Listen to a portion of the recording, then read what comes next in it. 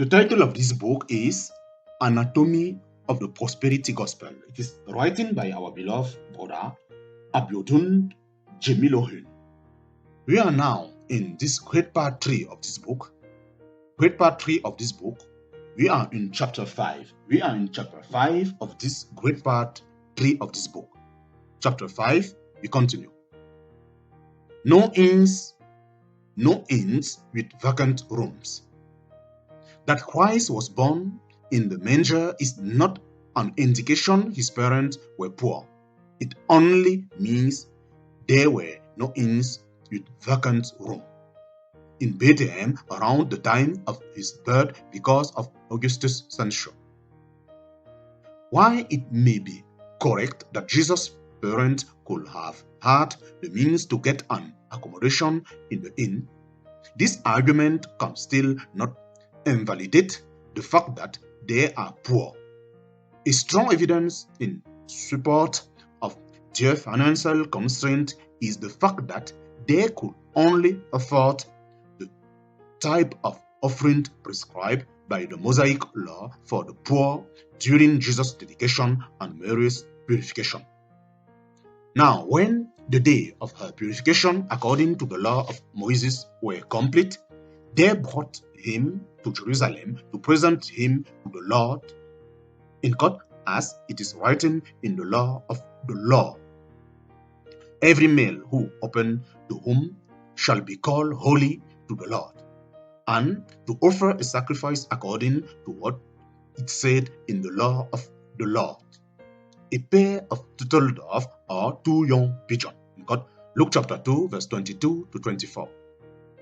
When the day of her purification are fulfilled, whether for a son or a daughter, she shall bring to the priest a lamb of the first year as a burnt offering, and a young pigeon or a turtle dove as a sin offering to the door of the tabernacle of meeting. Then he shall offer it before the Lord and make atonement for her, and she shall be clean from the flow of her blood. This is the law for her who has born a male or a female, and if she is not able to bring a lamb, then she may bring 2 turtle dove or 2 young pigeons, one as a burnt offering and the other as a sin offering. So the priest shall make atonement for her, and she will be clean. In God, Leviticus chapter 12, verse 6 to 8. Jesus had a treasurer. Jesus had a treasurer. That Jesus had a treasurer in his ministry and took care of the poor is an indication he was rich. We knew that having a treasurer in the ministry and ministering to the need of the poor do not imply possession of personal wealth by the minister, because ministry money is commonwealth and not money honored by an individual. This argument holds no ground because the Bible says there were women who ministered to Jesus, who ministered to Jesus' need out of their personal substance. In God, Luke chapter 8, verse 2 to 4. If indeed he was rich, as these teachers claim, he would not have had any need to accept their care. Also, he wouldn't have performed miracle on the occasion that he need to feed the multitude and pay the temple tax. In God, Matthew chapter 14, verse 15 to 21, Matthew chapter 15, verse 32 to 38, Matthew chapter 17, verse 24 to 27. He will have just used part of his wealth to meet this need. Costly alabaster perfume. Costly alabaster perfume. Jesus allowed a costly alabaster box of perfume to be poured on him before he was. Therefore, he was rich. Jesus allowed a costly alabaster box of perfume to be poured on him. Therefore, he was rich. He was rich. This argument is actually baseless, since the pouring of a costly perfume on Jesus was means to be a prophetic action indicating that his body was being prepared for burial. For in pouring this fragrant oil on my body, she did it for my burial. In Matthew chapter 26, verse 12. Soldier parted his garment. Soldier parted his garment. The soldier who executed Christ parted his garment by lot. Hence, he was rich. Otherwise, he couldn't have been able to afford a garment that was worth the attention. This argument also cannot be true, because the fact that someone dresses decently is not a sign of affluence. More so, clothes were often homemade in the ancient time. He could have been given the dress by his mother or any of his followers. Another evidence indicating that Jesus was not rich during his early sojourn in this fact that he had no beast of burden to conduct his numerous ministerial travel. He traveled mostly by foot, except on the occasion he needed to cross the Sea of Galilee when he used boats, which were mostly borrowed. There is no record that he owned any of the boats. Even when he needed an axe to fulfill the triumphal entry prophecy, he had to borrow it in Zechariah chapter 9, verse 9, Matthew chapter 21, verse 2 to 5. On another occasion, when the Lord was to have supper with his disciple in the Last Supper, he had to ask for the large room needed for the event for free in Matthew chapter 26, verse 18.